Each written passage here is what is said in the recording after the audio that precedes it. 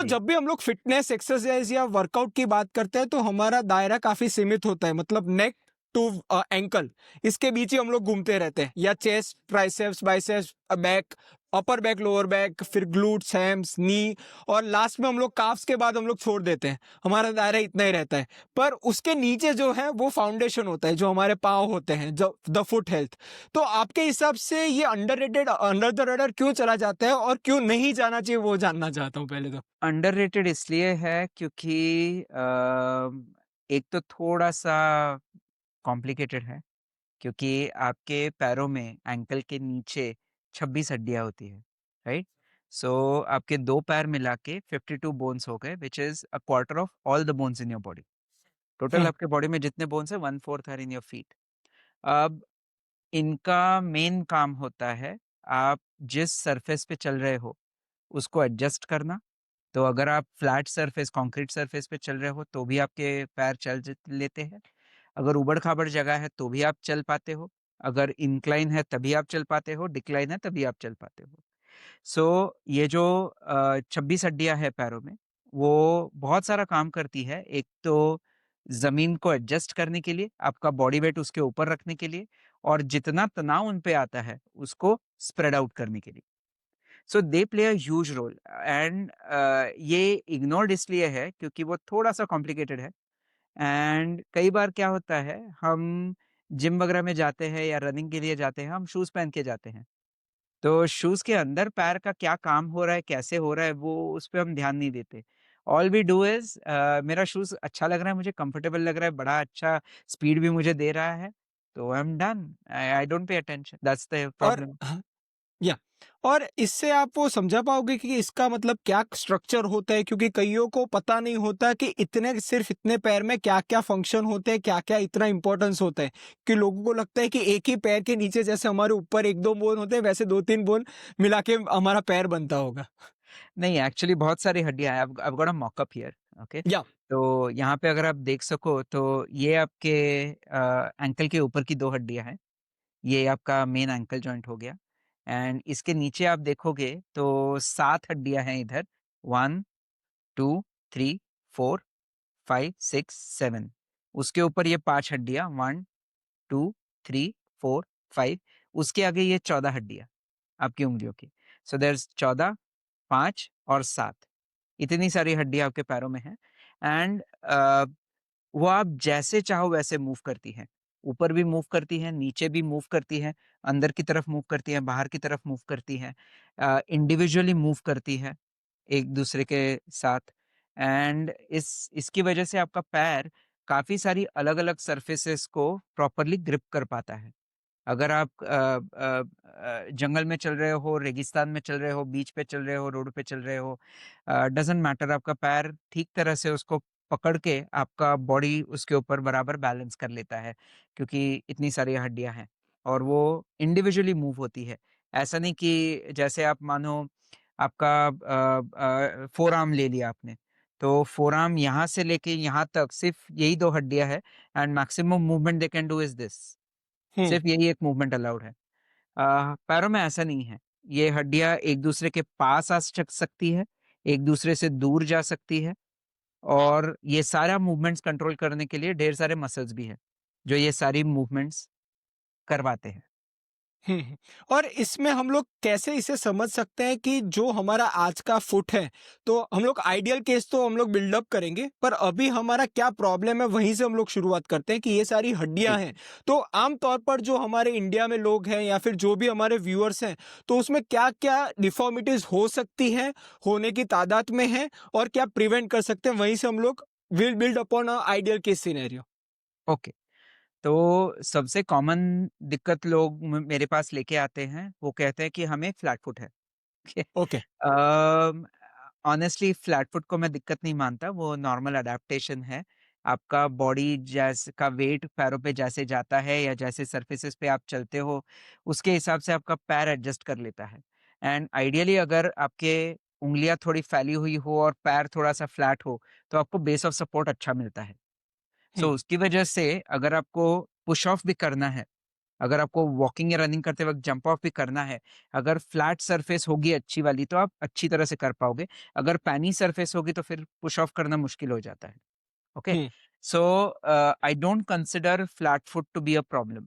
Okay. Okay. Now as a corollary मैं patients को हमेशा बताता हूँ कि सबसे हेवी एनिमल होता है हाथी, हुँ, जिसका वज़न होता है 3 टन, ओके? हुँ, और उसको 4 पैर होते हैं, चारों फ्लैट होते हैं। हुँ, या सो अगर वो इतना तेज़ और हाथी 45 किलोमीटर पर आवर की स्पीड से भी भाग सकता है। तो अगर हुँ, इतना मोटा हाथी 3 टन वज़न का 4 फ्लैट फीट पे इतनी तेज़ भाग सकता है, आपकी प्रॉब्लम ठीक है, ओके? सो ओके, दिक्कत फ्लैट फुट की नहीं होती, दिक्कत होती है ये वेट डिस्ट्रीब्यूशन की।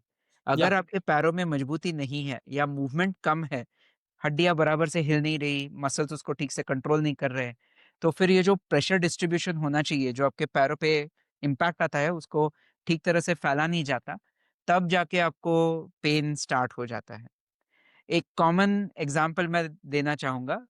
कई बार मेरे पास 35 टू 40 ईयर ओल्ड्स आते हैं, जो अभी रनिंग उन्होंने स्टार्ट किया है, पैरों में दिक्कत होने लग गई और कहने लग गए कि भई मेरे पैर में दिक्कत हुई, तो लोगों ने बताया मुझे फ्लैट फीट है, तो मैं आपके पास आ गया, मुझे इंसोल चाहिए।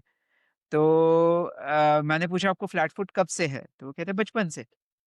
ओके, तो फ्लैट फुट तो बचपन से है, तो अभी क्या चेंज हुआ? अभी उन्होंने रनिंग स्टार्ट किया एंड पिछले 20 साल जॉब में बिज़ी थे, पैरों का वर्कआउट हुआ नहीं, फॉर्मल शूज़ पहने हुए थे, तो पैरों के मसल्स को सपोर्ट नहीं मिला, स्ट्रेंथ नहीं मिला, उनको अपना काम ठीक से करने के लिए जगह नहीं मिली।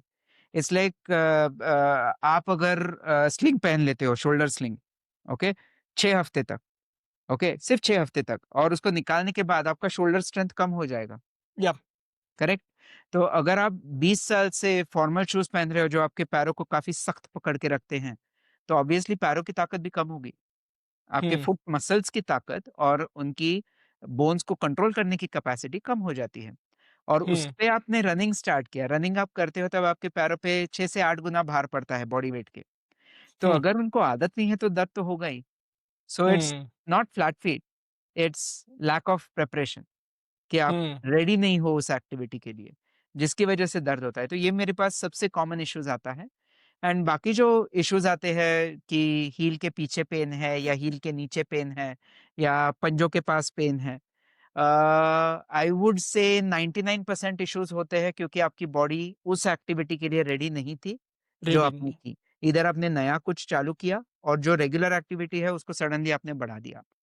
हुँ, right. Most of the times it is because of lack of preparation. आप मतलब जैसे बिना वार्म अप के आप कूद पड़े तो कैसे दर्द होता है, बिल्कुल वैसा ही ऑन अ बिगर स्केल।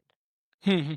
अब हम लोग बायोमैकेनिकली एंथ्रोपोलॉजिकली देखें तो मैंने एक जगह पढ़ा था या सुना था कि हमारे इंडियन फीट बाकियों के जो हमारे जो ग्लोबल काउंटर पार्ट्स हैं स्पेशली द वेस्टर्न वन्स उनसे कुछ अलग होते हैं। मैंने सुना था कि जो फोरफ्रूट होता है वो ज़्यादा वाइडर है अपना और इसलिए हमारी जो साइज़ का जो यूएस या फिर यूके या फिर यूरोपियन का क्लासिफिकेशन है उसका अभी किसी ने कहा भी था कि बीएचए क्लासिफिकेशन आना चाहिए।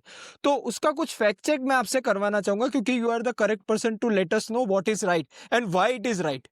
सो मेन दिक्कत ये है कि वैसे तो पैर यहाँ के और वहाँ के सिमिलर होने चाहिए, ओके? लेकिन होते नहीं एंड उसका कारण है शूज़।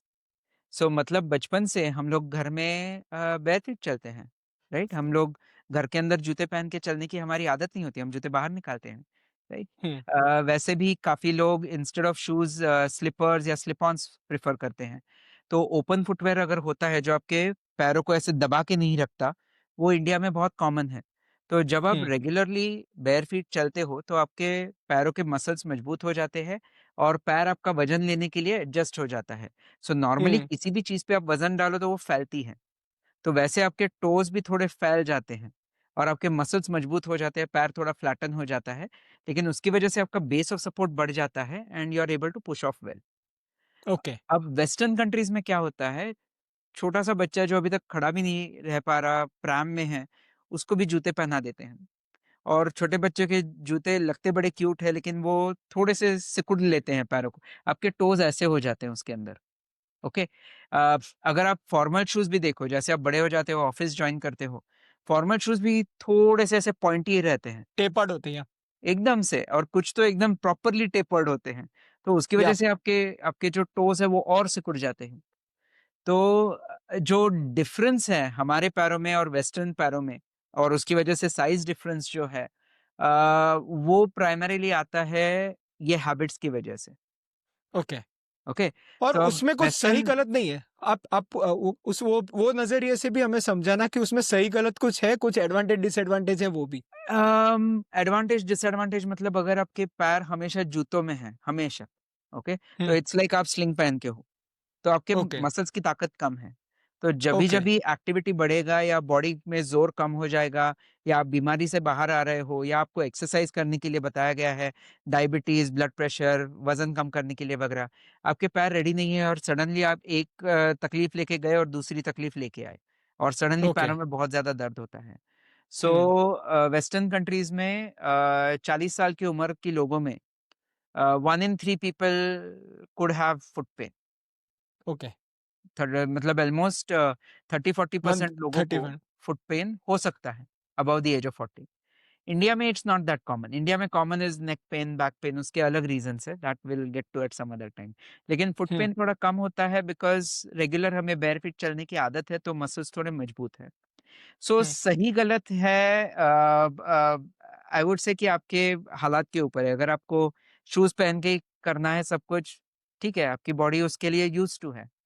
अगर आप उसमें कुछ सुधार लाना चाहते हो तो फिर आपको एक्सरसाइज करना पड़ेगा, हुँ, ऐसा है। राइट।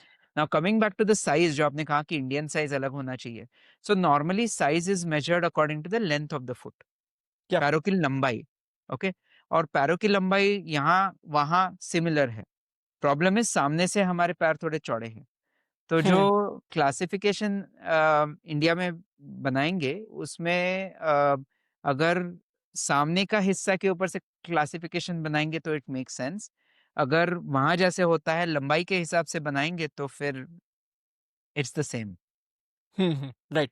अब जूतों का कैसा सिलेक्शन करना चाहिए वो तो मैं जानना ही चाहूँगा, पर उससे पहले हम लोग इसका काइनेटिक चेंज जानना चाहूँगा, क्योंकि मैंने आपके ही दोस्त हैं उनको कुछ दिन पहले मैंने उनके साथ पॉडकास्ट किया था डॉक्टर विश्वनाथ सर के साथ। तो उन्होंने कहा था कि पूरा एक बायोकाइनेटिक चेन है, मतलब एंकल, नी, हिप और स्पाइन, मतलब इट इज़ ऑल कोरिलेटेड, और अगर एक में कुछ डिसफंक्शन होगा तो उसका ओवर कॉम्पेंसेशन दूसरा करेगा, उसका कॉम्पेंसेशन और करेगा, और पूरा मतलब it would be a kind of chain. तो करेक्ट। आप समझा पाएँगे कि कैसे फुट से शुरुआत होती है? Because that is the first sensory input where the weight transfer और that occurs. Okay, I will take one example because हर एक मूवमेंट के अलग-अलग काइनेटिक या चेन्स हैं। तो एग्जांपल के लिए मैं एक बताना चाहूँगा। ये आपका पैर हुआ, राइट? या नॉर्मली जब आपका पैर ज़मीन पे लैंड होता है, इट लैंड्स लाइक दिस, चलते वक़्त, दौड़ते वक़्त नहीं, चलते वक़्त। It lands on the heel, it turns, then it goes up hmm, and goes off, okay? या इट लैंड्स, ये आपका नॉर्मल मूवमेंट हुआ, ओके। नाउ जब आप इस तरफ से यहाँ पे जाते हो, जो बॉडी वेट आ रहा है, उसकी वजह से आपका ये जो आर्च है, वो थोड़ा-सा नीचे आ जाता है, okay. Okay? Now that is okay. मतलब जैसे आप जंप मारते हो तब आपका नी थोड़ा बेंड होता है, शॉक अब्ज़ॉर्ब हुँ, करने के लिए, और फिर सीधा हो जाता है। बिल्कुल वैसे ही जब आप वेट गिरता है, तब आपका आर्च थोड़ा नीचे जाता है, एंड वापस जब उठ रहा है पैर, आर्च वापस अपनी जगह पे आके फिर पैर उठता है। सो आप आर्च वापस समझाइएगा? आर्च इट्स अ कैसे है वो भी समझाइए? टेम्परेरी, मतलब if this is my hand, okay, hmm, गिरा, थोड़ा नीचे आया, ऊपर आया, and then it push off. तो वो ओके। थोड़ा-सा ऐसा इलास्टिक फंक्शन होता है जिसकी वजह से वो बॉडी का जो भार आ रहा है, उसको वो एब्ज़ॉर्ब कर सके। जैसे आप कूदते हो तब व्हेन यू लैंड, आप पैर सीधा लैंड नहीं करते, आप थोड़ा-सा खुला छोड़ते हो ताकि your knee bends a little shock absorption के लिए, वैसे। नाउ जब ये मूवमेंट होता है आर्च का, थोड़ा-सा नीचे, थोड़ा-सा ऊपर, there is a muscle called tibialis posterior, okay? Okay, वो मसल यहाँ से आता है, आर्च के नीचे से जाके इधर खत्म होता है। तो उसका मेन काम होता है आर्च को ऊपर खींचना। So okay. जभी-जभी वो आर्च नीचे जाती है, वो इसेंट्रिक लोडिंग करता है शॉक अब्ज़ॉर्ब करने के लिए, और फिर कॉन्सेंट्रिक लोडिंग करके आर्च को वापस ऊपर खींचता है। Okay? Hmm, this is normal function. This okay. Is completely normal function. कई बार क्या होता है, वो मसल पे लोड पड़ जाता है। जैसे आपने ब्रिस्क वॉकिंग स्टार्ट किया, या आपने रनिंग स्टार्ट किया, या आपका वज़न बढ़ गया या फिर आपका रिकवरी पैरामीटर्स गया मतलब प्रोटीन इंटेक आपने कम किया, विटामिन डी कम गया, नींद कम हो गई, तो वो मसल थक जाता है। जब हुँ, वो मसल थक जाता है, वो ठीक से काम नहीं करता। तो हुँ, उसकी वजह से क्या हो रहा है, जब अगर आप सामने से देखो और ये आर्च नीचे जाती है, you can see the foot slightly going inwards, hmm, okay? या जब ये फुट इनवर्ड्स जाता है और उसको कंट्रोल नहीं कर पाता मसल, तो इसके ऊपर जो नी है, वो अंदर की तरफ जाता है। अंदर से सो या सडनली सडनली आपका फुट की वजह से नी भी अंदर की तरफ जाने लगा। So your knee has started going like this. अगर आपका नी का शेप ऐसे बो लेग्स होने लगा with the knee going in, तो आपका हिप बाहर की तरफ जाने लगा। सो सडनली या आपका टिप पोस्ट वीकनेस की वजह से नी के अंदर की तरफ प्रेशर बढ़ गया। तो उसकी वजह से आर्थराइटिक चेंजेस भी होते हैं, नी पे लोड भी बढ़ता है, आपका नी कैप थोड़ा हिलने लगता है, तो उसकी वजह से नी कैप के नीचे स्वेलिंग आता है। एक स्टेप आप ऊपर जाओ तो हिप ऐसे बाहर की तरफ जा रहा है तो आपके हिप एब्डक्टर्स पे लोड आता है, आपके हिप एरिया में पेन स्टार्ट होता है, आईटी बैंड इश्यू स्टार्ट हो जाता है। उसको एडजस्ट करने के लिए आपका बैक थोड़ा-सा मुड़ता है। अगेन ऑपोज़िट मूवमेंट्स चल रहे हैं। तो लोअर बैक में स्कोलियोटिक चेंजेस आ सकते हैं, वहाँ के मसल्स पे थोड़ा प्रेशर बढ़ सकता है। सो एक ठीक से काम नहीं करेगा शॉक एब्ज़ॉर्बर का। ऊपर का मसल और जॉइंट, ऊपर का मसल और जॉइंट, ऊपर का मसल और जॉइंट सब कॉम्पेंसेट करने लग जाते हैं क्योंकि ये आपका बेस है। अगर आपका हुँ, बेस स्ट्रॉन्ग नहीं है, तो फिर ऊपर के सारी चीज़ों को एडजस्ट करना पड़ता है, सारी की हुँ, सारी चीज़ों। राइट। इट्स लाइक हुँ, हुँ, आपकी मारुति 800 गाड़ी है तो उसके ऊपर आप फेरारी इंजन नहीं लगा सकते। हुँ, तो राइट। आप अगर सिर्फ स्क्वाट्स और डेडलिफ्ट्स और लेग प्रेसेस, लेग एक्सटेंशंस कर रहे हो और पूरा टाइम जूते पहन के हो, पूरा टाइम, तो जब आप रनिंग स्टार्ट करोगे, पहले कुछ दिन तो आपका बॉडी एडजस्ट कर लेगा, लेकिन फिर दर्द देगा। हुँ, राइट। सही बात है। अब आजकल स्नीकर कल्चर बहुत ज़्यादा है इंडिया में, तो 25-26 में हम लोग आने वाले हैं, तो I think that would be the next big thing. मुझे लगता है कि बिज़नेस तगड़ा बनने वाला है वहाँ, क्योंकि वहाँ डिमांड इतनी ज़्यादा है। एंड ऑल्सो हम लड़कों में सबसे ज़्यादा लोगों को, मतलब कहते हैं ना कि लड़कियाँ ज़्यादातर अपने कपड़ों में ज़्यादा ऑब्सेसिव होते हैं। मैंने देखा है लड़के या तो कैप या फिर हुडी या फिर स्नीकर्स, ये तीनों में उनका मतलब दिल जमा रहता है, वो ऑब्सेशन उतना वही होता है। तो आई थिंक स्नीकर्स स्नीकर में ज़्यादा जब कोई क्योंकि हाँ, हुडी तो आप गर्मियों में पहन नहीं सकते, स्नीकर्स आप हाँ, फिर हाँ, भी तो पहन सकते स्नीकर हो। स्नीकर तो भी अभी स्टेटस सिंबल है। तो स्नीकर में कोई भी सिलेक्ट करता है, चाहे वो ऑनलाइन हो या ऑफलाइन हो, पहला तो वो स्टेटस देखता है, एयर जॉर्डन्स है या फिर कोई अच्छा है और दिखने में अच्छा होना चाहिए। फर्स्ट कॉपी, सेकंड कॉपी वो तो चल जाएगा, काउंटरफिट भी चल जाएगा, पर दिखने में अच्छा होना चाहिए। एंड ऑल्सो कोई अगर थोड़ा समझदार होगा तो शायद सोल देख लेगा कि भाई ग्रिप है। आई am not talking about comfort, मैं कह रहा हूँ कि वो ग्रिप होना चाहिए कि भाई फिसल ना जाए। That's the last consideration they do before they by the shoes. अब शू, अगर हम लोग फुट हेल्थ की तरफ से देखें तो इतना कहते हैं ना, ज़रूरियत हमने देखी ही नहीं है उसकी। असली ज़रूरत जो हमें चाहिए, पहनकर कैसा हमारा पैर उसमें फिट होता है कि नहीं, क्या हमारा वो आपने जो समझाया पूरा जो काइनेटिक चेन उसमें हेल्दी वे में या फिर करेक्ट वे में वो परफॉर्म होगी या नहीं, या फिर टेपर्ड होगा कि नहीं, तो ये सारे कंसिडरेशंस हमारे नहीं होते। तो आप हमें क्या कहना चाहेंगे, how to select a footwear? मैं बेसिक की बात करूंगा और उसके बाद हम लोग यूज केसेस में जाएंगे कि रनिंग में कैसा जाना चाहिए, क्रिकेट कोई खेल रहा हो, टेनिस कोई खेल रहा हो, तो उनके अकॉर्डिंग स्पेसिफिक यूज केस में जाएंगे। ओके, तो पहला तो कंसिडरेशन है कि आप कितना टाइम पहनोगे हम्म। जूते। सो मतलब अगर आप किसी पार्टी वगैरह में जा रहे हो और सिर्फ 2 ढाई घंटा पहनने वाले हो, तो ठीक है, जो मर्ज़ी पहन लो, कोई दिक्कत नहीं। हम्म। ओके? क्योंकि उतना टाइम आपका बॉडी एडजस्ट कर लेगा। जैसे जो फीमेल क्लाइंट्स मेरे पास आते हैं वो मुझे पूछती हैं कि कभी पार्टी में what if we wear heels? तो या मैं पूछता हूँ कि भई आप कितना टाइम पहनोगे? और कितना बड़ा हील पहनोगे? अगर 2 ढाई इंच का हील आप मैक्सिमम पहनोगे एंड सिर्फ 2 ढाई घंटों के लिए पहनोगे, ओके, नो प्रॉब्लम। हम्म। ओके? हर एक चीज़ का वक़्त होता है, समय होता है और जगह होती है, इट्स फाइन, नो प्रॉब्लम। हम्म। अगर आप पूरा दिन पहनने वाले हो, जैसे कुछ लोगों का स्टैंडिंग जॉब होता है, जैसे नर्सेस हुई या फिर टीचर्स हुए, जिनका स्टैंडिंग जॉब होता है, तो आपका पूरा वज़न पैरों पे आने वाला है। अगर आपको पैरों में कोई दिक्कत है, अभी इस वक़्त, तो ठीक है, वेयर शूज़ जिनमें कुशनिंग अच्छा हो, सपोर्ट अच्छा हो एंड पैरों को ऐसे लगे जैसे आप किसी तकिए पे खड़े हो, नो प्रॉब्लम। लेकिन अगर आपको पैरों में कोई दिक्कत नहीं है, तो फिर ट्राई टू वियर शूज़ जो फ्लैट हो, not with a heel, flat हो और जो आपके पैरों को बहुत ज़्यादा कंप्रेस ना करे। So okay. एकदम ऐसे टाइट नहीं होने चाहिए, it should be loose and comfortable. जैसे अगर आप नेटफ्लिक्स एंड चिल कर रहे हो संडे को, ओके? तो आप एकदम टाइट क्लोथ्स पहन के थोड़ी बैठोगे, आप लूज़ क्लोथ्स पहन के बैठोगे, थोड़ा फ्री लगता है, अच्छा लगता है।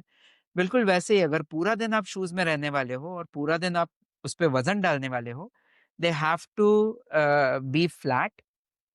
थोड़ा-सा कुशनिंग आप ले सकते हो लेकिन नॉट मच, जितना कम होगा उतना बेटर है, स्पेशली अगर आपको कोई दिक्कत नहीं है। And it should be free.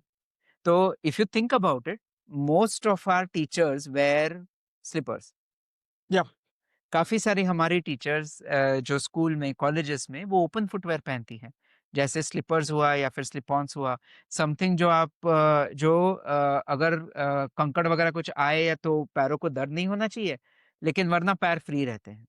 Hmm, and that helps distribute the pressure, तो वो वज़न पैरों का ठीक तरीके से वो डिस्ट्रीब्यूट हो जाता है और पैरों में दिक्कत नहीं होती। Coming hmm, back to sneakers जो आपने पूछा था। येस, यू आर राइट, लोग सिर्फ लुक्स देखते हैं। जो लोग एक स्टेप आगे जाते हैं वो ग्रिप देखते हैं। लेकिन ideally you should look at foot comfort कि एक तो देयर इज़ अ डिफरेंस। अगर आपको दिक्कत है तो वो हम बाद में बात करेंगे, उसमें इनसोल या। एंड शू डिज़ाइन सब आता है। लेकिन आपको अगर कोई दिक्कत नहीं है तो there shouldn't be a heel, it should be nice and soft. अगर कुशनिंग है तो पतला होना चाहिए, बहुत ज़्यादा नहीं, और वो भी उन लोगों के लिए जो पूरा दिन खड़े रहेंगे। अगर आपका हुँ, पूरा दिन खड़ा रहना नहीं है तो your cushioning can be minimal, okay? Hmm, hmm, and थोड़ा-सा फ्रीडम मिलना चाहिए पैरों को हिलने के लिए। ऐसा नहीं कि उसको पकड़ के रखा है जूते ने, राइट। दैट और इज़ इसमें इम्पोर्टेंट। आपने आपने नी मतलब हील आपने अप वो एंगल क्यों नहीं होना चाहिए वो आप समझा पाएँगे? क्योंकि वो वाला आपने जो मॉडल कहा था अगर मान लो कि उसमें हमने ऊपर कर दिया तो क्या उसमें होगा? सो ये आपका पैर है नॉर्मली, एंड या। आपका जो हील होता है और टोज़ होते हैं, वो एक लेवल पे होते हैं, ओके। ओके? अगर मैंने हील पहना लिया, okay? Hmm, if I wear a heel, okay? Like this, तो now the heel is a little higher level than the toes. So या। there's a difference, around 1 inch का डिफरेंस आ गया। हुँ, सो मतलब पीछे का जो मेरा काफ मसल है वो छोटा हो गया, हुँ, तो काफ मसल का फ्लेक्सिबिलिटी घट जाता है, और कोई भी मसल लेस फ्लेक्सिबल हुआ तो वो ठीक से काम नहीं करता, और ओके, इस पूरे एरिया में सबसे बड़ा मसल काफ है, एंड आपको चाहिए कि वो ठीक से काम करे। अगर वो ठीक से ओके। काम नहीं करेगा तो चलने-फिरने में बहुत दिक्कत हो जाती है। हुँ, नंबर हुँ, 2, जब आपका पैर फ्लैट है, तब आपका वेट ऐसे जाता है पैर में से। ओके, ओके, ओके, अगर मेरा वेट ऐसे हो जाए तो now my weight is going more towards the toes. तो ये जो ओके। छोटी-सी हड्डियाँ हैं, पतली-सी हड्डियाँ हैं, और उनके जो मसल्स हैं, उनके ऊपर भार और तनाव दोनों बहुत ज़्यादा हो हुँ, जाता है। भार भी आता है, तनाव भी आता है, जिसकी वजह से वो जल्दी थक जाते हैं और हुँ, उनमें दिक्कत होने लगती है, दर्द होने लगता है, ऑल ऑफ दोज़ थिंग्स। हुँ। इसके साथ-साथ वो आप वो टेपरिंग वाला भी समझा दो because I think formal shoes सबके वैसे ही होते हैं, एकदम वो फॉर्मल पॉइंटेड शूज़ का आगे होते हैं तो प्रॉब्लम वही उस होता है कि वो आपके पूरे पैरों को ऐसे सिकुड़ देते हैं, सिकुड़ देते हैं। बिल्कुल ऐसे, ओके?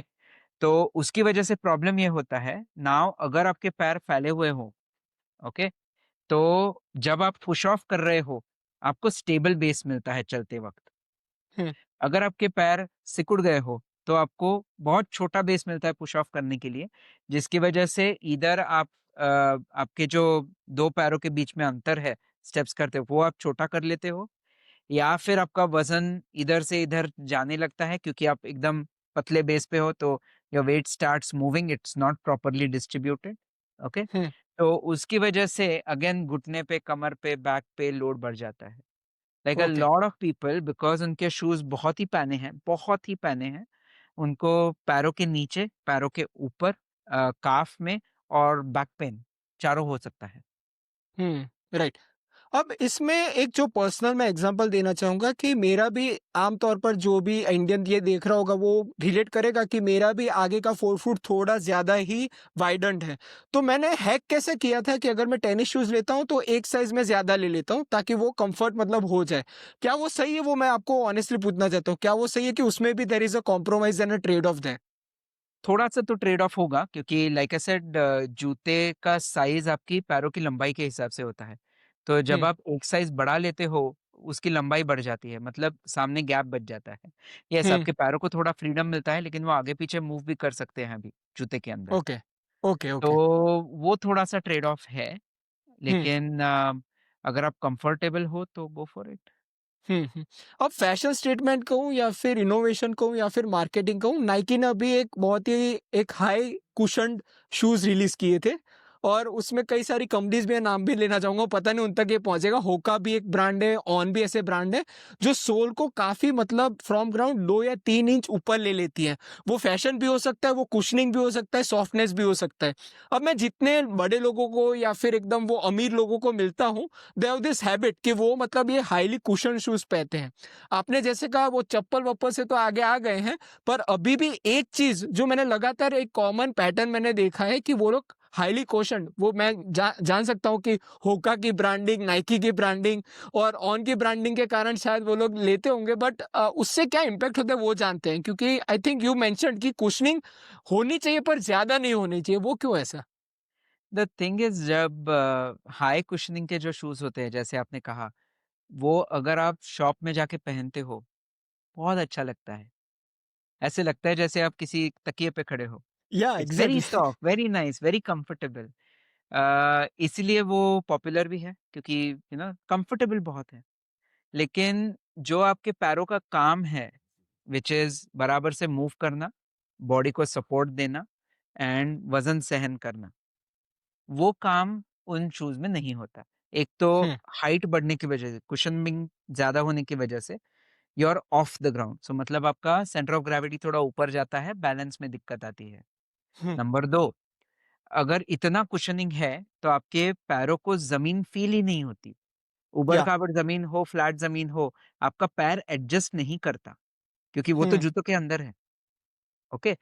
और तीसरी चीज़, वो सारे शूज़ में एक आपने कॉमन देखा होगा कि सामने की तरफ वो थोड़ा ऊपर आते हैं, या वैसा होता है पूरा। हुँ। ओके? सो उसकी वजह से क्या होता है, आपको वॉकिंग करते हुए बहुत अच्छा लगता है, बिकॉज़ जो आपके पैर का या काम है वो ऐसे जाना, मतलब आपको वो तो लिफ्ट ऑफ शू कर देते रहा हैं, है। लिफ्ट ऑफ या it is lifting correct. Of या। सो जो लोड डिस्ट्रीब्यूशन है या फिर प्रॉपर गेट मूवमेंट है, वो काम तो आपका शू कर रहा है। Hmm, and as a human being, हमें तो कम्फर्ट अच्छा लगता है। अगर कोई हुँ, हमारा काम हमारे लिए कर दे तो हमें अच्छा ही लगता है, लेकिन हुँ, उसमें हम कमज़ोर हो जाते हैं, हुँ, प्रॉब्लम उधर है। सो अगर ज़्यादा वॉकिंग नहीं है, ओके? अगर आप लेट्स से रनिंग की बात करते हैं, ओके? हुँ, तो अगर आप रेस डे ये वाला जूता पहनते हो, हुँ, सिर्फ रेस डे, ओके? कई बार ऐसे वाले शूज़ में जो हाईएस्ट एंड मॉडल्स है, उसमें अंदर एक कार्बन प्लेट भी होता है। वो हुँ, कार्बन प्लेट थोड़ा डिफ़ॉर्म होता है and it it bounces back, तो आपको पुश ऑफ अच्छा मिलता है। उसकी वजह से स्पीड बढ़ जाता है, रनिंग एफिशिएंसी बढ़ जाती है, आपका पर्सनल बेस्ट टाइमिंग आ जाता है। Great, no problem. आपने रनिंग के लिए वो यूज़ किया। पर व्हाट अबाउट डेली वेयर? या ओके? सो वो आप डेली वेयर में यूज़ करोगे तो एक तो पैरों का शेप ऐसे हो रहा है, पैर पाँव सिकुड़ जा रहे हैं एंड उनका जो काम होता है ज़मीन को फ़ील करके एडजस्ट करना, वो खराब हो रहा है। सो हुँ। जब तक आप वो जूते पहन रहे हो, ग्रेट, कुछ भी आप चेंज करोगे, दर्द वापस आ जाएगा। हुँ, राइट। अब इसमें आप स्पोर्ट्स शूज़ के हम लोग स्पेसिफिक जो कॉमन स्पोर्ट्स है उसके ऊपर जाएँगे, पर उससे पहले मैं आपको बेयरफुट के बारे में जानना चाहता हूँ। बेयरफुट रनिंग एक कॉन्सेप्ट था जो मैंने 5 साल पहले ये चैनल के शुरुआत दिनों में जो बॉर्न टू रन करके जो बेस्ट सेलर बुक थी, which I was inspired to तो मतलब क्रिस्टोफर मैकडैनियल या फिर उनका नाम मैं भूल गया ऑथर है। तो उनका भी मेरे रिप्लाई आया था मेरे ईमेल का कि you have done a fabulous job of summarising my book और उन्होंने कहा था कि ये एक आई थिंक रिवॉल्यूशन होना चाहिए। उनके ईमेल मेरे पास अभी भी पड़ा है। उन्होंने मुझे ईमेल में भी लिखा था कि एवरी रनर और every aspiring runner should read this book just because उन्हें पता होना चाहिए कि we are born to run and उनका पूरा मतलब वैसा एक थिंकिंग था। अब उसमें आपका क्या मानना है? क्योंकि ऑफ लेटली मैंने पिछले कुछ महीनों में ये भी देखा है कि there are barefoot running shoes, running socks मतलब बेयरफुट का वो एक काफ़ी एक ब्रांडिंग जैसा हो गया और लोग मतलब कर रहे हैं। There are products available now freely now. तो उसके बारे में आप हमें समझाएँगे? सो ही इज़ राइट, मतलब ह्यूमन्स जैसे डेवलप हुए, इवोल्यूशन जैसे हमारा हुआ, was that we were runners, persistence hmm, hunters. So एक क्वालिटी ह्यूमन्स की थी जब हज़ारों साल पहले, कि वी वर पर्सिस्टेंस हंटर्स, मतलब हम किसी डियर को या फिर किसी एनिमल को हंट करते वक़्त उसको थका के हराते थे। हुँ, सो जो डियर होता है, कुत्ते होते हैं, बाघ होते हैं, वो उनका मेन प्रॉब्लम होता है कि वो स्वेट नहीं करते। हुँ, ओके, सो जब वो भागते हैं, बॉडी अंदर से गर्म हो जाती है, उनको हाँफना पड़ता है। तब जाके वो बॉडी से हीट बाहर निकलती है। तो हुँ, अगर आप ऐसे किसी एनिमल को, डियर को, हिरण को वगैरह आप भगाते हो, कंटीन्यूअस भगाते हो, तो हाँफते-हाँफते वो थक जाएगा, बॉडी ज़्यादा गर्म हो जाएगी और उसे रुकना पड़ेगा। तो हुँ, ह्यूमन्स वर वेरी गुड कि उसको भगा को इतना भी तेज़ नहीं भाग सकते थे हम कि उसके आगे चले जाएँ और इतना भी हुँ, स्लो नहीं भाग सकते थे हम कि उसको रुकने का चांस मिले। तो या कंटीन्यूअस हम उनको भगाते थे जब तक वो थक के बैठ ना जाए। हुँ, जब वो थक जाते थे, चलो नाश्ता हो गया, right? Hmm, no so yes, we are born to run, true, लेकिन are we running today? Correct? So let's say अगर आज आप शूज़ के साथ रनिंग कर रहे हो और आपने डिसाइड किया मुझे बेयर फीट ही रनिंग करना है। हुँ, तो सडनली जब आप शूज़ निकालोगे, आपके पैर थोड़े से पैने हैं, उनका शेप भी थोड़ा जूते जैसा हो गया है और पैरों की स्ट्रेंथ भी कम है, बोन्स की स्ट्रेंथ कम है, मसल्स की स्ट्रेंथ कम है और जो स्प्रेड आउट होके जो बैलेंस मिलना चाहिए, वो नहीं हो रहा।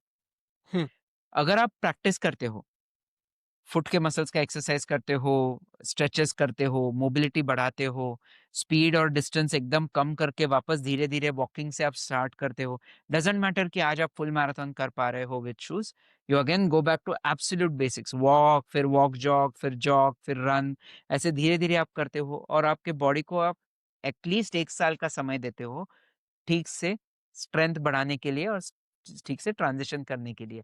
Yes, you can run बेयरफीट।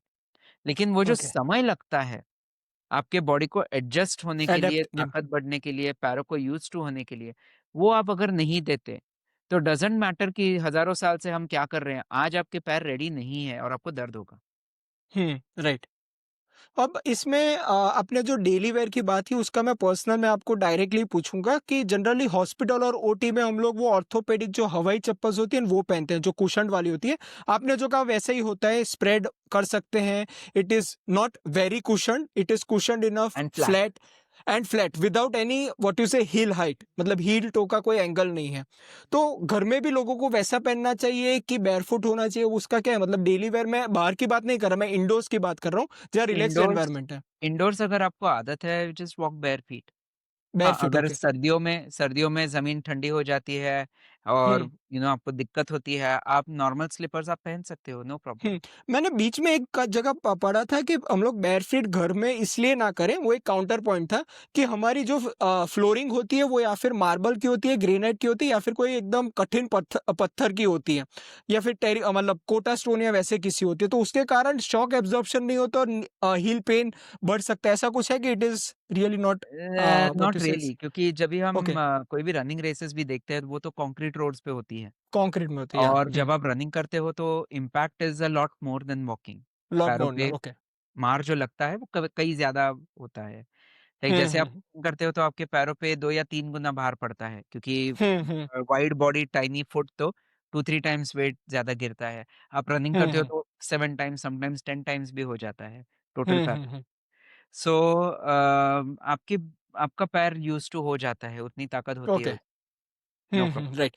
अब इसका हम लोग यूज़ केस एक बार देख लेते हैं फटाफट। मान लो कि चलो रनिंग रनिंग कोई शुरू कर रहा है, तो how to choose the right running shoe? क्या-क्या पैरामीटर्स होने चाहिए? ऊपर-ऊपर से देख लेते हैं। अम, आप सो अगर कोई अभी रनिंग स्टार्ट कर रहा है, then they can go for a cushioned shoe, hmm, okay? And they can go for a shoe that fits well, मतलब जैसे वाइडर टो बॉक्स वाले शूज़ होते हैं, वैसे वाले आप ले सकते हो। Asics is a good company, उनके वाइड टो बॉक्सेस या सिर्फ़ इस तरफ वाइड नहीं होते, उनके सामने भी थोड़े वाइड होते या हैं। वरना एग्ज़ैक्टली। कई बार इस तरफ वाइड होते हैं एंड सामने ऐसे पिचक देते हैं पूरा। I think okay, that is the so only company मैं यहाँ ब्रांडिंग नहीं कर रहा पर मैं टेनिस का भी ध्यान रखता हूँ कि वो ही लूँ क्योंकि उसका मुझे लैटरल मूवमेंट में काफ़ी फ़ायदा होता है। एग्ज़ैक्टली।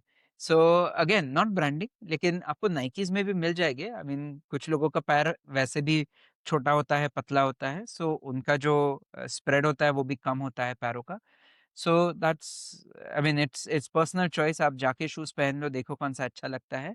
इनिशियली अगर आप चाहो तो थोड़ा ज़्यादा कुशनिंग आप ले सकते हो बिकॉज़ आपको आदत नहीं है एंड जब भी आप इम्पैक्ट करोगे वो एब्ज़ॉर्ब करने के लिए। लेकिन हुँ, वो टेम्परेरी मेजर है। मतलब आप सेकंड शू जब लेने जाओगे, तब तक आइडियली आपके पैरों की ताकत बड़ी होनी चाहिए ताकि आप neutral shoe without any heel going higher than the toes ऐसे आप ले सको। लेकिन थोड़ा-सा wide toe box is necessary था आपके पैरों को एडजस्ट करने के लिए जगह मिले। राइट। और इसमें नीचे का आप मैंने आई थिंक आई नोटिस कि आप सोल का मतलब उतना कह नहीं रहे हो तो उतना इम्पोर्टेंस नहीं है, क्योंकि मान लो कि कोई बैडमिंटन या फिर टेनिस खेल रहा है तो वो नॉन मार्किंग का एक बहुत ही इम्पैक्ट होता है कि we need for the sliding and the grip and all that. तो उसका कुछ आप कहना चाहोगे, इट इज इम्पोर्टेंट और इट इज वो सेकेंडरी? वो स्पोर्ट्स स्पेसिफिक है। मतलब जैसे आप ओके। बैडमिंटन देखो, बैडमिंटन कोर्ट के रूल्स है कि आपको नॉन मार्किंग शूज़ चाहिए। या।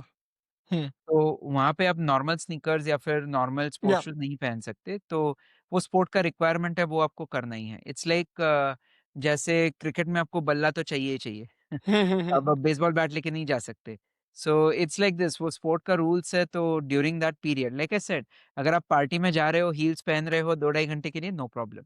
आप बैडमिंटन हम्म। खेलने जा रहे हो नॉन मार्किंग शूज़ पहन के which are not perfect for your feet, लेकिन आप मैक्सिमम 1 डेढ़ घंटा खेलोगे, नो प्रॉब्लम। जो हम्म। प्रोफेशनल प्लेयर्स हैं जिनके साथ मैंने काम किया है and I worked with some of our Olympians, तो उनका क्या होता है बिकॉज़ द वो दिन में 2-3 बार ट्रेनिंग करते हैं and they are doing this for years और हम्म। उनको वो शूज़ पहनना कंपल्सरी होता है, वो उनके जॉब का रिक्वायरमेंट है। उनके पैरों पे कैलसेस बहुत फ़ॉर्म होते हैं। जैसे या। जिम में आप वर्कआउट करो तो यहाँ पे कैसे सख्त स्किन हो जाती है, वैसे उनके पैरों पे हील की तरफ, टोज़ की तरफ काफ़ी सारी हो जाती है। सो इन फैक्ट उनको रेगुलरली पेडिक्योर करवाना पड़ता है वो डेड स्किन को स्क्रैप ऑफ करने के लिए। लिटरली स्कैल्पेल लेके वो काट देते हैं डेड स्किन हम्म। को। अब वो जॉब रिक्वायरमेंट है, वो उनका प्रोफ़ेशन है, so can't do much about it. It's just the way it is. जैसे वेट लिफ्टर्स का आप देखोगे तो दोनों क्लैविकल्स पे काफ़ी सारा या। मार लगा हुआ दिखता है, बिकॉज़ हर बार दे डू दिस वेट उठाते हैं, the bar hits the clavicle जब दैट्स क्लीन एंड जर्क करते हैं। Occupational thing. मेरा टेनिस है, मेरा टेनिस का यही चाहता है वैसा एग्जैक्टली। अब उसको कुछ नहीं कर सकते, वो तो कुछ मतलब नहीं कर आपका सकते। जॉब रिक्वायरमेंट है। सो आइडियल आपने आइडियल हाँ। होता है, लेकिन जॉब के लिए तो करना पड़ता है। हुँ। आपने स्पोर्ट्स के एथलीट्स की बात की, मैंने हाल ही में एक जगह आई थिंक पॉडकास्ट सुना था लेब्रॉन जेम्स का, जो बास्केटबॉल में, तो उसका बेटा ने उसकी मतलब खिंचाई की थी कि भाई पापा आपके कैसे मतलब अपने पाँव हैं। उसका एकदम टेपर था क्योंकि उसने 20 साल एनबीए हाई लेवल पर खेला है और उसके बास्केटबॉल शूज़ को it is like weird to even see. मैं लोगों को, जो हमारे दर्शक हैं, उन्हें चाहूँगा कि आप इंटरनेट पर सर्च करिए, यूट्यूब पर सर्च करिए लेब्रॉन जेम्स मतलब फुट, तो वो आप देखोगे, आपको लगेगा कि what's the trade off when it comes to performing at that level. और आई थिंक टेनिस में नडाल भी है। वो मतलब रॉडिक के पॉडकास्ट में गया था तो रॉडिक ने कहा था no one wants to see his foot क्योंकि it is totally deform. So I think वो ट्रेड ऑफ होता है, अगर आप मतलब एक ओवर इन्वेस्ट ट्रेड ऑफ करते हो एक चीज में, then there is a trade off. और हमारे आम तौर पर जो रिक्रिएशनल एथलीट्स होते हैं, जैसे कि सर ने कहा, we need to take care कि भाई वो ओकेजन स्पेसिफिक ही होना चाहिए कि 2 घंटे आपने खेला, then you have to leave that there and there. अब इससे एक चीज़ मैं आपसे काउंटर पूछना चाहूँगा कि मान लो कि मैं आज लेट्स से अपना जिम का एक शू अलग लेता हूँ, स्पोर्ट्स स्पेसिफिक शू एक अलग लेता हूँ और एक अपने दिन मतलब जो डेली फुटवियर है उसका शू एक लेता हूँ। तो आम तौर पर जो लोग बजट फ्रेंडली होते हैं वो लोग कहते हैं कि all in all weather shoes ऐसा कुछ होता है कि नहीं होता? मतलब वो कहते हैं कि एक ही में हम लोग 2-3 चीज़ यूज़ केस एक साथ कर लें ताकि हमें खर्च ना पड़े 3-3 4-4 हज़ार इतने सारे लोग। तो ऐसा कर कुछ होता सकते है? हो, आप कर सकते ओके। हो। As long as you follow basics कि आपका ज़्यादा बड़ा हील नहीं होना चाहिए, it should B flat hmm. And it should B wide. Okay. अगर ओके, ये 2 गॉट इट। चीज़ें आप कर रहे हो, बाकी आपका पैर एडजस्ट कर लेगा। Okay, okay, got it. अब इससे हम लोग अब इससे और स्पेसिफिक जाते हैं, व्हिच आर इंसोल्स एंड वो हील कप्स जो होती हैं। अब मैं तो कई सालों से टेनिस खेल रहा हूँ, तो मुझे प्लांटर फेशियाइटिस का ऑन एंड ऑफ बीच में आता रहता है and I have severe pain. वो कहता है ना कि एकदम वो लाइटनिंग पेन होता है कि जब होता है तो एकदम वो चिंगारी ल लगती है वैसी। तो उसके बारे में यू आर आल्सो स्पेशलिस्ट गाय, तो उससे थोड़ा बेसिक से हम लोग पूरा एडवांस तक आपसे मैं सुनना चाहूँगा, क्योंकि आज एक और मार्केट, जैसा हमने स्नीकर की बात की, इंसोल का मार्केट है। कि मतलब मतलब इंसोल्स में भी there are different different category, और हमने जो बात की कि एक है एकदम सॉफ्ट वाला, अब तो एकदम स्पेसिफिकली है कि लैटरली थोड़ा पतला होना चाहिए, ये टाइप थोड़ा ज्यादा होना चाहिए, तो वो भी मैं आपसे जानना चाहूंगा from alright, basics. Alright. Let's start with the basic, okay? Yeah अब श्योर। आपका plantar fascia goes from your heel to your toes, yeah okay? So जहाँ मैंने हाथ रखा है that is basically how your plantar fascia is, okay? Hmm अब अगर आपका मसल, ओके, आपके आर्च को ठीक से कंट्रोल कर रहा है, हम्म ओके, और उसको पकड़ रहा है ऊपर, no problem, everything is fine with the world. Hmm लेकिन जब आप टेनिस खेलते हो, जब आपके पैरों पे इम्पैक्ट बढ़ जाता है और वो मसल उस इम्पैक्ट को सहन नहीं कर पाता, हम्म तब वो आर्च का शेप मेंटेन करने के लिए आपका प्लांटर फेशिया काम करता है। इट वर्क्स लाइक अ बो स्ट्रिंग। जैसे ओके। आपके बो में स्ट्रिंग होता है जो बो को ऐसे हम्म बेंट रखता है, यप। बिल्कुल वैसे it starts working. Okay, hmm now this is a very strong tissue. तो लंबे समय तक वो टिश्यू आपका भार सहन कर लेता है। हम्म लेकिन अगर आप कंटिन्यूअस खेल रहे हो, तो आफ्टर सर्टेन टाइम उसका कैपेसिटी खत्म, ओके। उसमें सूजन आने लगती है और वो सूजन आती है तो उसको कहते हैं प्लांटर फेशियाइटिस। ये आपका राइट। प्लांटर सरफेस हुआ, ये वो फेशिया है जो प्लांटर सरफेस पे है, उसमें सूजन आ गई, हो गया प्लांटर फेशियाइटिस। ओके, नाउ इसका मेन कारण क्या था? आपके पैर जो वर्कआउट आप कर रहे हो उसके लिए रेडी नहीं थे, ओके। उतनी उनकी ताकत नहीं थी। हम्म ओके, सो टेम्परेरीली जब तक आप स्ट्रेंथ बिल्ड करते हो, तब तक प्लांटर फेशिया को सपोर्ट करने के लिए जो बहुत पेनफुल है, उसके ऊपर से लोड निकालने के लिए आप इंसोल पहन सकते हो। इंसोल क्या ओके। करता है? सिर्फ वज़न को यहाँ से वहाँ धकेल देता है, हम्म दैट्स इट। जैसे आपका एंकल स्प्रेन हो गया बड़ा बुरा और डॉक्टर ने उसको प्लास्टर में डाला, बोला इस पे वज़न मत डालो, तो आप क्रचेस लेके चलते हो, ओके? सो क्रचेस आपका वेट उस पैर से निकाल के हाथों पे डिस्ट्रीब्यूट कर देते हैं। हम्म इसका मतलब ये नहीं हुआ कि आप क्रचेस पहन के लाइफ टाइम चलोगे। कभी ना कभी राइट। प्लास्टर निकलेगा, क्रचेस हटेंगे, आपका पैरों पे वेट लेना पड़ेगा। Similarly, insoles are not for life, hmm insoles are temporary interventions. उस समय के लिए उस टिश्यू पे जो प्रेशर आ रहा है, जिसकी वजह से स्वेलिंग हो रही है, उसको थोड़ा रेस्ट देने के लिए आप प्रेशर को अलग जगह पुश कर रहे हो। अब इंसोल जब हम बनाते हैं या प्रिस्क्राइब करते हैं, there are a few things we take into account. पैरों का शेप, हड्डियाँ कैसे हिल रही है, we have to take that into shape.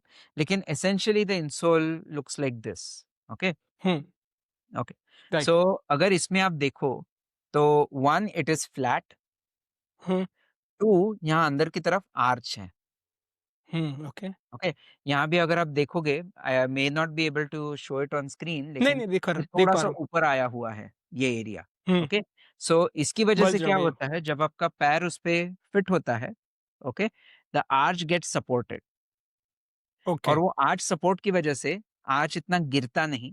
जब वो आर्च गिरता नहीं, तो आपका मसल भी थोड़ा रिलैक्स हो जाता है और आपका प्लांटर फेशिया पे भी लोड नहीं आता, क्योंकि okay. Arch is got. Supported, कोई और चीज़ आर्च को हम्म सपोर्ट कर रही है। लेकिन उसका साइड इफ़ेक्ट ये होता है, यहाँ से अगर आप पुश कर रहे हो, तो वेट इस तरफ शिफ्ट होता है इस और तरफ यहाँ शिफ्ट बाहर है। की तरफ लोड आता है। हम्म नाउ टेम्परेरीली अगर आपका प्लांटर फेशिया पेन बहुत ज़्यादा है, आपका मसल स्ट्रेंथ बढ़ने में 2-3 महीना लगेगा, तब तक आप ये इंसोल्स पहनते हो just to offload that area, no problem. या अगर आप अलग टाइप के शूज़ पहनते हो which have better cushioning, better arch support, no problem. अगर आप एक्टिविटी थोड़ा कम करते हो, पैरों पे से लोड थोड़ा कम करते हो, नो प्रॉब्लम। लेकिन ये सारे टेम्परेरी मेजर्स हैं। अल्टीमेटली ये इंसोल की लाइफ होती है around 6 months and I will tell okay. You why. आपको याद है मैंने कहा आपके पैरों पे आपके बॉडी वेट के 6-8 गुना वेट भी गिरता है, या राइट? अब अगर आप इंसोल देखो, इसका आर्च देखो, मैं ईज़िली हम्म थंब से डिफ़ॉर्म कर पा रहा हूँ। या सो आपका इंसोल कुछ स्पेशल टाइटेनियम स्टील अलॉय का बना नहीं है जो इतना वेट ले पाएगा। हम्म ऑल इट डज़ इज़ थोड़ा-सा वेट इस तरफ पुश करो, थोड़ा-सा आर्च को सपोर्ट करो, ताकि जो आपके नेचुरल नॉर्मल टिश्यूज़ हैं, उनको अपना काम करने के लिए समय मिले, हम्म ठीक है? Right. That's all they do. आपको थोड़ा-सा एक्स्ट्रा समय मिलता है यूज़्ड टू होने के लिए। तो हम्म उस समय का आपको फ़ायदा लेना है और आपको पैरों की मजबूती बढ़ानी है, वेदर इट इज़ आपका टिप पोस्ट मसल हुआ या काफ मसल हुआ या फिर पैरों के नीचे वाले मसल्स हुए, उनकी ताकत आपको बढ़ानी है, ताकि 6 महीने में जब तक उसकी जान चली जाए इंसोल की, तब तक आपके पैर मजबूत हैं and you can do everything you want to do. अगर राइट। आपके पैर मजबूत नहीं है 6 महीने बाद भी, आपने नहीं ध्यान दिया, इंसोल पहन के बा अच्छा लगा तो आपने ध्यान नहीं दिया। तो अब गड़बड़ क्या हो गई, वो इंसोल की वजह से वो मसल्स थोड़े से कमज़ोर और हो गए, क्योंकि उनको काम करने की ज़रूरत नहीं है, इंसोल काम कर रहा है। आपके पैरों की मजबूती थोड़ी और कम हो गई। आपका वेट अंदर की जगह बाहर की तरफ शिफ्ट हुआ तो ये बाहर भी पेन होने लगा। एंड अगर इंसोल के साथ आप शूज़ पहन रहे हो विद गुड कुशनिंग, तो आपका हील हम्म। ऊपर जाने की वजह से आपका काफ भी टाइट हो गया। सो हम्म। ऑलवेज रिमेंबर कि कुछ भी आप पैरों के नीचे डालो, there is a pro and con, there is a benefit and there is a loss. तो हम्म। अगर ज़रूरत है अभी पैरों में बहुत पेन है, आप थोड़ा-सा इंसर्ट लेते हो, अच्छे कुशनिंग वाले शूज़ लेते हो, पैरों को थोड़ा सपोर्ट मिलता है, पेन कम होता है, आपके टिश्यूज़ के ऊपर से प्रेशर हटने की वजह से उनको हील होने के लिए टाइम ज़्यादा मिलता है, एब्सोल्यूटली परफेक्ट, नो प्रॉब्लम। लेकिन ये परमानेंट सॉल्यूशन नहीं है, ये परमानेंट टेम्परेरी नहीं है। हूँ। एंड इसके साथ सो इट्स ऑलवेज एंड, ये आप पहन लो एंड डू स्ट्रेंथनिंग, पैरों की हम्म। मजबूती आपको बढ़ानी पड़ती है। हम्म। अब स्ट्रेंथनिंग की बात मैं करना चाहूंगा कि हम लोग किसी का मान लो कोई भी लेमैन है तो हम लोग मान के चलते हैं कि उसका रिलेटिवली वीकर है, मतलब आइडियल केस से थोड़ा रिलेटिवली वीकर है। तो how we can build his foot strength to the top of his personal best thing, तो वो उसकी कुछ प्रोटोकॉल्स हैं आपके पास कि ये एक्सरसाइजेस करोगे तो उससे क्या होगा कि your feet will be relatively far more perfect towards perfection. Alright. So 2 exercise है जो मैं प्रेटी मच हर पेशेंट को बताता हूँ, जो ओके। फुट फुट के इश्यूज़ लेके आते हैं, क्योंकि ये 2 मसल्स काफ़ी बड़े और मजबूत मसल्स हैं। और सिर्फ़ फुट का प्रॉब्लम है, आई am not talking about ankle sprain के लिए एक और ऐड करना पड़ता है। लेकिन अगर सिर्फ़ फुट इश्यूज़ है, देयर आर 2 मेन मसल्स जिनकी मजबूती होनी ज़रूरी है। One is your calf muscle जो यहाँ पीछे होता है, तो उसके लिए जो काफ रेज़ेस वाला एक्सरसाइज़ आप करते हो, या। Single leg, okay, always single leg, क्योंकि दोनों एक साथ करोगे तो वेट ऑटोमेटिकली स्ट्रॉन्ग साइड चला जाता है। So one leg at a time calf raises, at least 3 sets of 15 every day, okay, depending on आपका कैपेसिटी क्या है। या फिर अगर आपके पास जिम एक्सेस है तो आप सीटेड काफ रेजेस भी कर सकते हो वजन लगा के। आपका काफ काफी मजबूत होता है, आपके थाई मसल से ज्यादा लोड ले सकता है, बिकॉज ऑफ द या। Way it's built. उसकी कैपेसिटी वेट लेने की बहुत ज़्यादा होती है। So you can put a lot of weight on it, okay? So one is calf raise and the second is ये टिप पोस्ट का एक्सरसाइज़। So okay. जैसे आप काफ रेज़ करते हो खड़े रह के, ओके? वैसे ही पैर नीचे रख के आपको सिर्फ आर्च को ऊपर खींचना है। One okay. Another way in which you can do this is, हाथ से मैं दिखाता हूँ। सो जब आप बैठे हो, टोज़ को नीचे पॉइंट करो और अंदर की तरफ खींचो। ओके। ओके, तो ऑटोमेटिकली वो टिप पोस्ट काम करने लगता है। This is without weight bearing.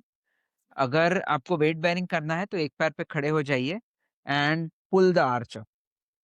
Okay. Okay, right. I am not crumpling my toes, मेरे पैर टोज सीधे हैं, मैं सिर्फ आर्च को ऊपर खींच रहा हूँ।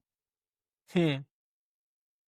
Got okay, it, got it. So those are the two exercises, 3 sets of 15 each, at least once a day, जो मैं हर एक को बताता हूँ। बिकॉज़ एक हम्म। बार आपका टिप पोस्ट मजबूत हो गया तो आपका प्लांटर फेशिया पे लोड कम हो जाता है, आर्च बिकम्स बेटर, आपका जो heel off and toe off है वो सुधर जाता है।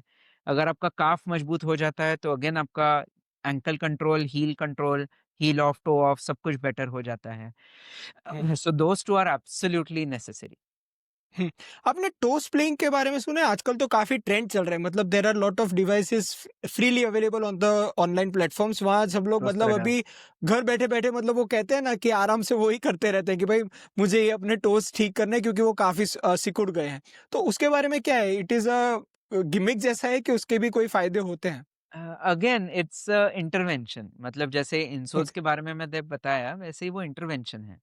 ओके। अगर किसी सो लाइफ में मैंने 2 बार परमानेंट इंसोल्स दिए हैं हम्म। पेशेंट्स को, जिनको 6 महीना नहीं, उनको लगेगा इंसोल्स लाइफ लॉन्ग। हम्म। उसमें यूजुअली स्ट्रक्चरल प्रॉब्लम होता है। जैसे एक पेशेंट का जो प्लांटर फेशिया था वो फट गया था।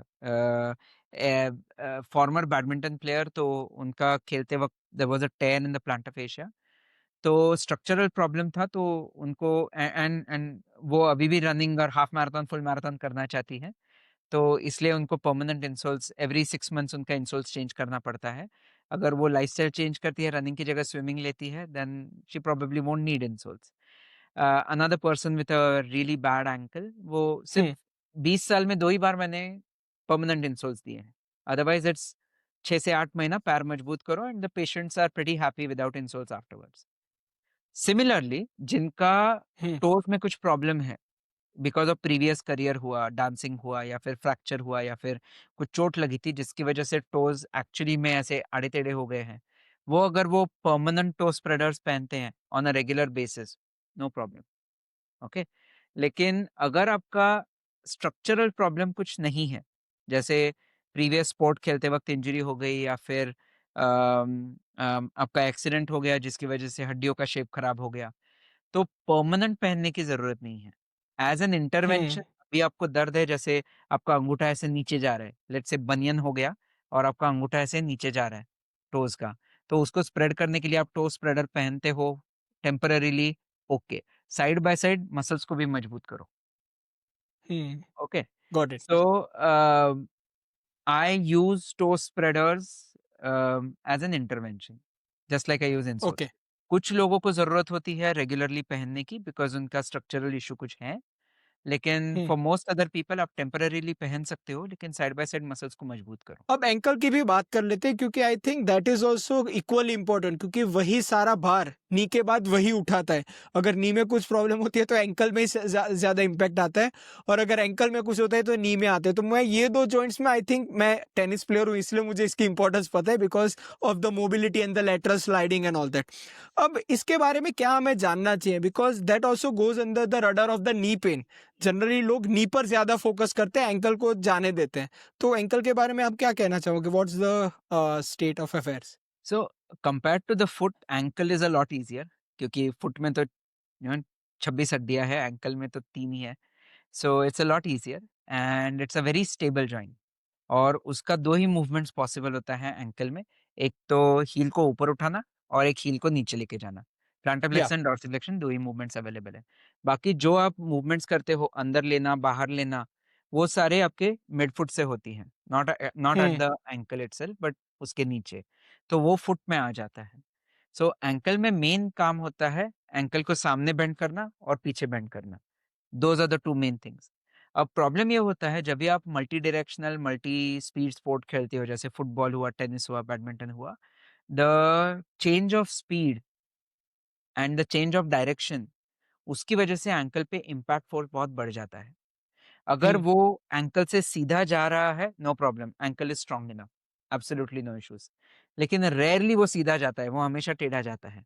Okay, say naturally. For example you are this way and you want to move that way, वो टेढ़ा प्रेशर जा रहा है। तो अगर आपके लिगामेंट्स नंबर 1 और मसल्स नंबर 2 ये मजबूत है, उनको आदत है, then they will be able to do it. Okay. Hmm अब लिगामेंट्स को ट्रेनिंग देना थोड़ा मुश्किल है, वो अपने आप मजबूत होती है over a period of time. लेकिन मसल्स को आप एक्स्ट्रा ट्रेनिंग दे सकते हो। Hmm now in movements like these आपको एक्सप्लोसिव स्ट्रेंथ की जरूरत होती है। या सो जो प्लायोमेट्रिक एक्सरसाइजेस हैं, hops, jump, ladder drills, hurdles, ये जो सारे मूवमेंट्स हैं जहाँ पे स्पेसिफिकली वो एंकल के मसल्स को नॉट जस्ट हार्ड काम करना पड़ता है लेकिन फास्ट काम करना पड़ता है, पावर जनरेट करनी पड़ती है, उनका आप अगर स्पेसिफिक ट्रेनिंग करते हो, देन जब आप फुटबॉल खेल रहे हो या टेनिस खेल रहे हो, जब आपको डायरेक्शन चेंज करना है, वो मसल रेडी होता है फट से उतना पावर जनरेट करने के लिए, ताकि आपका एंकल का स्टेबिलिटी बना रहे। हम्म सो और इसमें मेंटेन। हाँ, इसमें अगर एक्सटेंशन क्वेश्चन अगर आप फॉलो पूछूं तो लोगों को स्प्रेन काफी मतलब बहुत ही कॉमन हो चुका है कि ankle sprain is one of the most common injuries. Sports injuries नहीं, मैं कॉमन इंजरीज की बात करूंगा। तो उसका कुछ प्रिवेंशन कर सकते हैं? How to stabilise that? आपने एक तो मुझे प्लायोमेट्रिक का, पर उसके सिवा भी what can yes. A daily person do? Plyometric में भी हमें पीरियडाइजेशन वैसा करना पड़ता है, जी। हर रोज हम लोग नहीं कर सकते हैं, तो नहीं। इसलिए सो स्किपिंग इज समथिंग आप as a part of warm up कर सकते हो, नॉर्मल या स्किपिंग, राइट? तो वो थोड़ा प्लायोमेट्रिक का डोज आपके पैरों को मिल जाएगा, वो वार्म अप हो जाएंगे, रेडी हो जाएंगे। But one thing I noticed is lack of balance. या सो मतलब आप अगर हमें कोई सुन रहा है and they want to try this out, अगर आप एक पैर पे खड़े रहते हो with the other knee bent, okay, cross your hands, close your eyes, okay, flat surface hmm पे। तो अब क्या हो रहा है, बिकॉज आपने हाथों को बांध दिया, आंखों को बंद किया, आपका ब्रेन को सुनना पड़ता है कि मेरा एंकल मुझसे क्या बात कर रहा है, and then it has to balance a wide body on a tiny ankle. अगर हम्म आपका ब्रेन आपके एंकल को सुन रहा है और आपका बैलेंस मेंटेन कर पाता है, नो प्रॉब्लम। आपका chances of injury are less, because दिमाग को पता है पैर किधर है। लेकिन यूजुअली एक बार एंकल ट्विस्ट हो जाए तो वो जो लिगामेंट्स होती है वो खिंच जाती है, उनकी लंबाई चेंज हम्म हो जाती है। तो जो इन्फॉर्मेशन वो ब्रेन को बता रहे हैं, ब्रेन को थोड़ी पता है कि उनकी लंबाई इतनी बड़ी या इतनी बड़ी। ब्रेन को लगता है यही नॉर्मल लेंथ है उसका। तो जो इन्फॉर्मेशन वहां से आ रहा है वो गलत है, और ब्रेन हम्म से आपके बॉडी को बैलेंस नहीं कर पाता। थोड़ा सा भी बॉडी इम्बैलेंस हो गया, फिर ग्रेविटी पुल्स यू डाउन, फिर बैलेंस चला गया। सो जिनको पहले एंकल स्प्रेन हो चुका है, the chances of spraining the same ankle go up, क्योंकि आपका बैलेंस का प्रॉब्लम हो जाता है। तो अगर आप रेगुलरली बैलेंस एक्सरसाइजेस करते हो, हाथ बंद, आंखें बंद, ट्राई टू स्टैंड 10 सेकंड, फिर 20 सेकंड, फिर 30 सेकंड, 30 सेकंड आप आराम से खड़े रह पाए तो फिर तकिए पे खड़ा रहना स्टार्ट कीजिए। जिस दिन आप तकिए पे एक पैर पे हाथ बंद करके, आंखें बंद करके 30 सेकंड्स खड़े रह सकते हो, your balance is perfect. Okay okay, और आपका एंकल स्प्रेन का चांसेस कम हो जाएगा।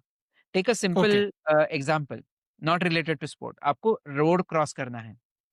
आप हम्म रोड क्रॉस करते वक्त आप व्हीकल्स की तरफ देखोगे, ना कि आपके हम्म पैरों की तरफ। Okay, so there is always a chance कि आपका पैर सीधे गिरने की जगह थोड़ा अंदर थोड़ा बाहर गिर जाए। हम्म एंड वो भी अगर आप फास्ट क्रॉस करने की कोशिश कर रहे हो तो डेफिनेटली एंकल थोड़ा टेढ़ा गिरेगा, मार लगेगा। May not be a complete sprain, may be just a bad landing, लेकिन वहां पे स्वेलिंग और पेन आ जाएगा। Okay, and got there it is a very very strong correlation between your sense of balance and injuries. Hmm okay, so in football वो जानबूझ के balance का ट्रेनिंग करते हैं। हम्म ओके, राइट तो फॉर एग्जांपल चेल्सी के एक former captain थे। He played for a long time, 20 साल तक उनका करियर चला था। John Terry. Lampard John Terry John Terry, he got infamous in India because of a photo on a box, but ठीक है। ओके लंच का photo उनका आ गया था, if you remember, but anyways, the point is, on a 17 degree incline foam pad, single leg standing, आंखें बंद करके, he could jump, land and still maintain his balance. उनका सेंस ऑफ ओके बैलेंस इतना तगड़ा था कि on a 17 degree incline foam pad वो एक पैर पे खड़े होके जंप करके लैंड कर पाते थे एंड होल्ड हिज बैलेंस।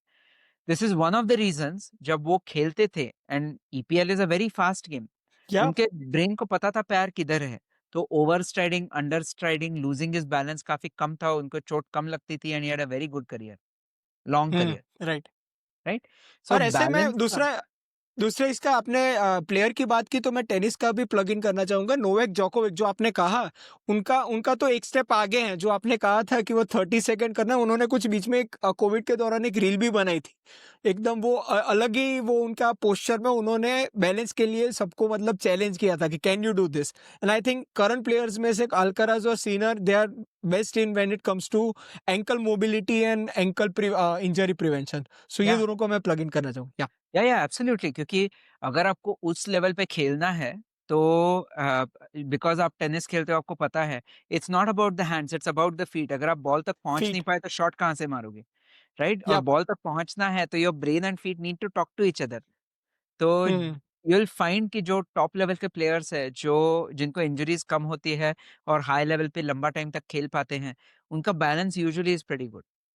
या राइट राइट अब एक चीज जो मैं बीच में आपसे पूछना भूल गया वो गेट का था मतलब लोग जनरली आज जो चलते हैं जनरली हमें पहले हील और फिर आगे टो डालना होता है पर जनरली का वो मतलब मैंने कई सारे ऐसे एबनॉर्मल गेट्स देखे हैं पर आजकल मैंने देखा है 30s 40s में भी लोगों की पेंगुइन वॉक हो चुकी है जो कहता है ना कि डग ऐसे डगमगा के चलने का वो ऑस्टियो आर्थराइटिस में हम लोग कहते थे मेडिकल में कि it is typical penguin walk तो इसका कारण मुझे लग रहा है कि हमारा गेट चलने का पोस्चर तो है ही but it starts from down correct me if I am wrong वो नीचे से शुरुआत होती है उसकी पोस्चर की ऊपर से भी शुरू हो सकता है, नीचे से भी शुरू हो सकता है। ओके। सो बिकॉज़ अगर आपका सिटिंग प्रोफ़ेशन है, तो आपकी कमर कमज़ोर हो जाती है। सो जब आप चलते हो, जब ये पैर हवा में है, because muscles are not strong, ये थोड़ा गिर जाता है। Your pelvis okay. Sort of starts moving because hmm. आपके hip muscles are not strong. तो ऊपर से भी हम्म। वो वॉडलिंग गेट आ सकती है, लेकिन उसका इफ़ेक्ट पैरों पे आता है, पैर टेढ़ा गिरना स्टार्ट होते हैं। एट द सेम टाइम अगर आपका सिटिंग जॉब है और पैरों पे वज़न आप नहीं देते, पैर कमज़ोर है, आप फॉर्मल शूज़ ज़्यादा पहनते हो, पैर सिकुड़ गए हैं, तो अगेन बिकॉज़ पैर फैले हुए नहीं हैं and they can't take the weight properly, तो आपको बैलेंस करने के लिए थोड़ा-सा बॉडी वेट इधर-उधर शिफ्ट करना पड़ता है। So it hmm. Can come from above, it can come from below, लेकिन दोनों में दिक्कत यही होती है कि हिप्स बराबर काम नहीं कर रहे और पैर बराबर वेट नहीं ले रहा। तो अगर आप हम्म। पैरों की मजबूती बढ़ाते हो और side by side hip abductor की मजबूती बढ़ाते हो, यू विल फाइंड दैट ये वॉडलिंग गेट काफ़ी हद तक कम हो जाता है। And hmm. प्रॉब्लम क्या हो जाता है, बिकॉज़ ऊपर का हिप और नीचे का पैर में दिक्कत है, बीच का नी फँस जाता है और नी में आर्थराइटिक चेंजेस आने लगते हैं। Right, right. अब me being in late 20s, मैं जब भी अपने 30s के मतलब वो भाई बहन को देखता हूँ या फिर अपने नेक्स्ट अपर वाली जनरेशन को, मेरे मम्मी पापा या फिर जो उनके रिलेटिव्स हैं या फिर उनको देखता हूँ, तो जनरली उनकी लोअर एक्सट्रीमिटी हेल्थ उतनी अच्छी नहीं होती। मैं जनरलाइज फिटनेस की बात करता हूँ। तो आपने इतने सारे इंसोल्स प्रिस्क्राइब किए, इतने सारे फुट इंजरीज को आपने रिहैब दिया, इतने सारे करेक्शंस किए होंगे आपने डिफॉर्मिटीज के। तो आप मेरे जैसे जो अभी 20s या 30s में, जो relatively they are on the right track right now, तो how to prevent the injuries of the middle age और द एज, मतलब जो एक एज के बाद जो काफी रिकरेंट इंजरीज होती हैं, फॉल्स रिकरेंट होते हैं। डायबिटिक फुट तो मैं पूरा मेटाबॉलिक वो तो अलग ही जाएगा, बट उसके अलावा हम लोग क्या क्या चीजें अभी कर सकते हैं ताकि we don't end up being where our other generation is ending up right now? It's a multi pronged approach. एक एक दवा नहीं है, आपको 2-3 डायरेक्शन से उसको अप्रोच करना पड़ता है। सो बेसिक हैबिट्स, ये पहली चीज़ हुई। आपका वाटर इनटेक, आपका स्लीप, आपका प्रोटीन, आपका विटामिन डी नॉर्मल चाहिए ताकि आपकी बॉडी सेहतमंद रहे। हम्म। That's one. खाना-पीना, सोना, धूप में जाना, राइट? बेसिक्स। Second, strength. जैसे आपकी एज बढ़ती जाती है, वैसे आपकी बोन स्ट्रेंथ, मसल स्ट्रेंथ कम होती है। मसल स्ट्रेंथ कम हो गई, तो आपका बॉडी खुद को ठीक से सँभाल नहीं पाता, फॉल्स बढ़ जाते हैं एंड गिरने के बाद जो चोट लगती है, वो भी ज़्यादा हो जाती है बिकॉज़ इन्हेरेंट स्ट्रेंथ कम हो गई है। हम्म। सेकंड, अगर आपका मसल मास कम हो जाता है, तो आपका मेटाबॉलिज़्म भी स्लो होता है, तो वज़न भी बढ़ जाता है एंड उसकी वजह से अगेन आपका बैलेंस इश्यूज़ आता है बिकॉज़ ब्रेन को पता नहीं मेरा शेप और साइज़ क्या है, okay? Hmm. So first like I said, basics, खाना पीना सोना धूप में जाना। Second is regular strength training at least 3 times a week, 2 to 3 times a hmm. Week, targeting whole body. तो आई डोंट मीन कि आपको जिम में जाके बाइसेप्स बनाना है, नो। अगर आप समथिंग बेसिक करते हो जैसे सूर्य नमस्कार करना, सीढ़ियाँ चढ़ना, बैठक लगाना, those are also okay, they are body weight exercises, yeah. Calisthenics है, लेकिन something that challenges your muscles ताकि उनकी स्ट्रेंथ बनी रहे। Hmm. And the third thing that you need to do in order to have a good quality of life अगले 40 सालों के लिए इज मेक श्योर आपका बैलेंस सही है। अगर आपका हम्म। बैलेंस सही है, ब्रेन बॉडी कनेक्शन, अगर आपका रिकवरी सही है ताकि बॉडी खुद को रिपेयर कर पाए और आपका ताकत सही है, you should have a very good quality of life, everything else being normal. You should have a very good quality of life for the next 30-40 years. Thanks doctor Nikhil, मुझे लगता है ये 60 मिनट मास्टर क्लास हो गया, specially हमारे पाँव के, जो हम लोग फुट हेल्थ का